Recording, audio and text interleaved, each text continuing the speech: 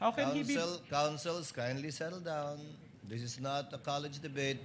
Your Honor, wait, I'm not yet done. He cannot I'm not preempt yet Your done. Honor. I'm not yet done.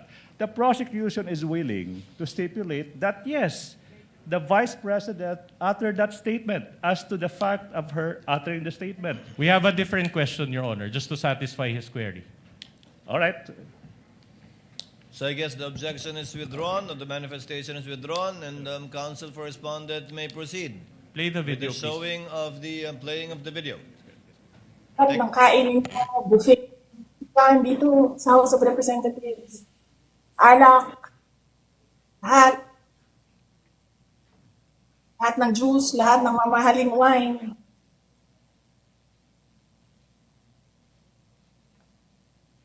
Pero yung taong bayan,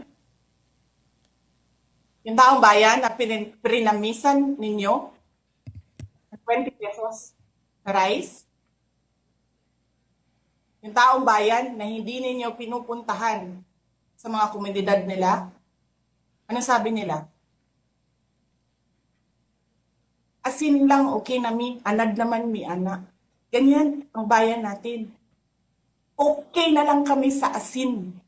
Saan ka nakahanap ng bayan na ang tao, because of their hopelessness, because there is no functioning government, umukay na lang sa asin.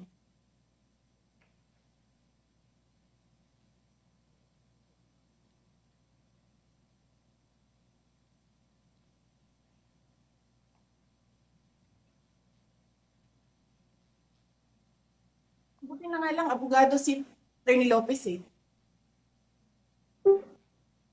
Kasi alam niya kung ano sasabihin niya doon sa mga pumasok sa kwarto niya.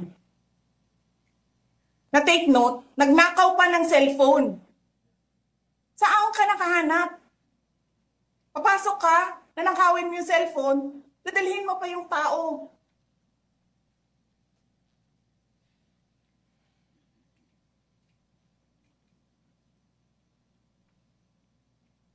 Diba? Princess, you're raising your hand.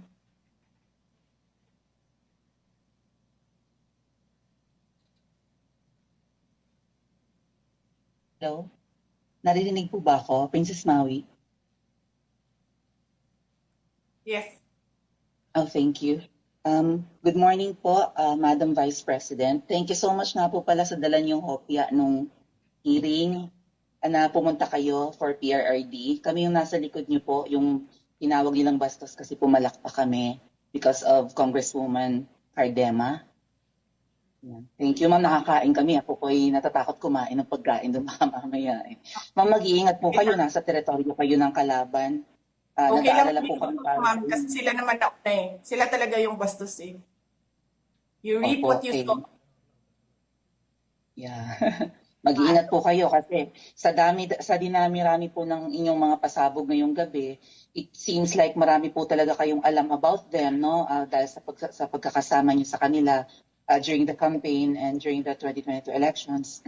Baka po mamaya kasi totoo yung mga naririnig namin or yung, I don't know if it's true, na meron daw silang Operation Romanovs and baka bala kayong ubusin ang inyong pamilya dahil hadlang kayo sa kanilang mga balakin in the future. So mag-iingat po kayo. Kami po kasi kami ng EDSA Friday Group, kami yung bumababa every Friday dyan sa EDSA because we believe yan yung tamang venue sa dinami-rami na ng problema natin. Ang kaya lang naman po namin gawin ay manawagan na bumaba na yan. Eh, ano po kaya ang remedy naman ninyong mga nasa posisyon or ng mga kayang labanan itong napakarami na pong ginagawang korupsyon at krimen laban sa taong bayan? Ano po ang pwede nyo maging remedy para matapos na ito, lalo't nagsisigaw na po ang taong bayan na mag-people power na? Yes.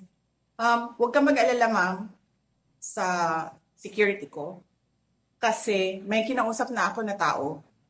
Sinabi ko sa kanya, kapag pinatay ako, patayin mo si BBM, si Lisa Araneta, at si Martin Romualdez. No joke. No joke. Nagbilin na ako, ma'am. Pag namatay ako, sabi ko, huwag ka tumigil ha. hanggang hindi mo mapatay sila. And then he said yes. So, alam mo ma'am, yan ang lagi kong sinasabi sa Makabayan Block nung mayor pa ako. Ang laban, wala dyan sa EDSA ma'am. Wala dyan sa mga highway. Ang laban ma'am nandun sa loob ng palasyo. Yan ang problema. We appreciate yung expression ninyo ng disgust, ng pagkamuhi, ng hopelessness, kasi it reflects kung ano yung nararamdaman ng marami, milyon. Alam ko yan, ma'am, kasi kahit saan ako pumunta, ako ang sinasabihan, binoto namin yan dahil sinabi mo, iboto namin.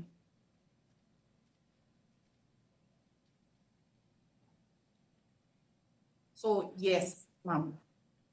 Maraming salamat sa ginagawa ninyo. Dahil sa ginagawa ninyo, I'm sure nakikita yan ang taong bayan, and na-appreciate nila yan. Marami sa ating mga kababayan ang gusto sumali sa inyo. Pero sa sobrang hirap ng buhay ngayon, hindi nila maiwanan yung mga trabaho nila at hanap buhay nila para pumunta sa daan. Bakit sila naghihirap? Bakit? Dahil sa gobyerno. Di ba dapat yung gobyerno natin na nagpapagaan ng buhay ng tao? Bakit ang gobyerno natin ang nagpapahirap lalo sa tao? Kasi gusto ba nila lagi na lang mahirap ang mga tao para madali mapasunod? May mga lugar kami sa Mindanao na ganyan ang mga politiko. Gusto nila mahirap lahat. E bahugan lang nila ang kwarta. Governor na sila, mayor na sila, congressman na sila. Hanapin niyo, ma'am, yung mga lugar na sobrang hirap sa Mindanao. Tingnan niyo anong gawain ng politiko. Pinapakain lang ng pera ang tao. Binabastos yung kanilang pagkatao dahil wala silang pakialam. Attorney Lotok, she said a lot of statements in that portion of Yes, the sir. video. In fact, that statement included the statement which you investigated, correct? Included in the transcription, sir. Yeah. All right. Now you get the point. My question to you is this. Can you confirm now that the statement she made about BBM, FL, and the former speaker, and the congressman relating to various acts of corruption are true and happened in real life? As to the existence of that utterances, yes, sir. All right, so you just admitted that the congressmen are all corrupt. As to Okay, the thank you for that. existence Thank you of for that utterances, objection. yes, sir. That is a foul side remark. She said The I wasn't counsel the is one who said it, Your twisting Honor. the answer of the witness. If the I may, witness can I was the one who finish? said yes. Counsel Can I for the finish? parties, kindly settle down. Can I finish? The witness said that he confirmed as to the fact that the utterances were made. That's why, Your Honor, I am objective. Kindly be more specific. Attorney Lotok, you know what's being asked for. Yes, sir. Finish and complete your answer to avoid the misunderstanding. Based on our investigation, as to the existence of that utterances, yeah, dahil may mga pieces of evidence kami. But whether or not nangyari yan, wala ho akong personal knowledge, sir. All right. In the same way, you also do not have personal knowledge that VP Sara contracted an assassin, correct? Your Honor, the video dated November 26, 2024, the Vice President reiterated. It's and in answerable by fact, yes or there no, Your was- Honor. How can he be? He's answering. How can he be? Counsels, kindly settle down. This is not a college debate. Attorney Lotok, the question was simple. Kindly answer the question directly. Yes, sir.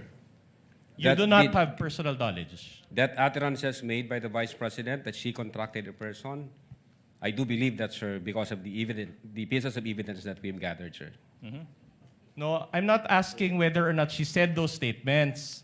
I'm asking if you have personal knowledge based on this that the Vice President really contracted an assassin. Ask and Or, answer. a person. Objection, asked and answered. Second Witness time will around. answer. Based on our investigation, Your Honor, we do believe that the Vice Attorney President... Latok, the question was, do you have personal knowledge?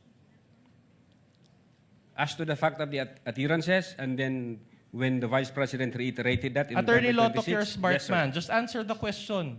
Do you have personal knowledge? You said that as to the other parts, you do not have personal knowledge.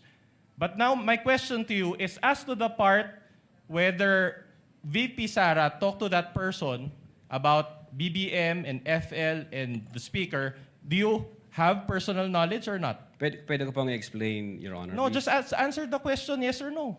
Your Honor, I Attorney, think- Attorney Latok, this is not the first time you attended a trial.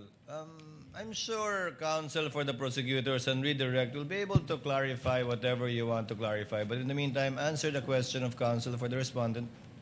Yeah. We do believe that the Vice President had contracted, but I don't have personal knowledge. Kung personal knowledge ang gusto niyong malaman. Pero we do believe based on the evidence that we've gathered and based on our investigation. Thank may you for proceed, that counsel. admission. All right. The press con was broadcasted to the general public, correct? Social media, sir, yes. In other words, everybody listening to it could hear the statements made by VP Sara. We believe so, sir, yes. Are you aware that the Vice President is a lawyer? Yes, sir, of course. That he has, of course, a law degree and passed the bar exams? Yes, sir. With the first attempt and with the rating of 80%, are you aware of this? I heard it in the news, sir. Oh, she has a higher grade than most of the lawyers here. But are you aware that she also worked as a Objection, court attorney? relevance, Your Honor. Relevance. Objection, Counsel for the relevance. respondent, kindly avoid those Yes. We will comply, Your disparaging Honor. statements, given that there are a lot of lawyers here and you don't know what their grades are. We will comply, Your Honor. So my question to you is this. If she was serious about her alleged plan involving BBM, FL, and the former speaker, does it make sense for her that she would publicly announce this to the general public? If you know. I don't know that, Your Honor. All right. In fact, you showed in your direct examination, you also showed portions of the October 18 press con, correct? Yes, sir. And that press con was also done in general, before the general public, correct? I believe so, sir. All right. Based on your investigation or your experience as an investigator, kapag may balak bang patayin ng isang tao, sinasabi ba nila yung plano nila sa general public? Well, kapag may grave threat, sir, naririnig yun ng ibang tao. All right. My more important question to you is this. Did VP Sara directly say her statements to BBM, FL, and the former speaker? Well, the fact na sinabi niya yan in public, Again, Your Honor, definitely may narinig we yun ask ng for a more presidente. responsive answer? Attorney Latok, kindly answer. The answer is actually quite obvious. It's a simple question. Did the Vice President utter those statements directly towards the persons allegedly threatened? We believe so, Your Honor, because the utterances was made in public. So what's the answer?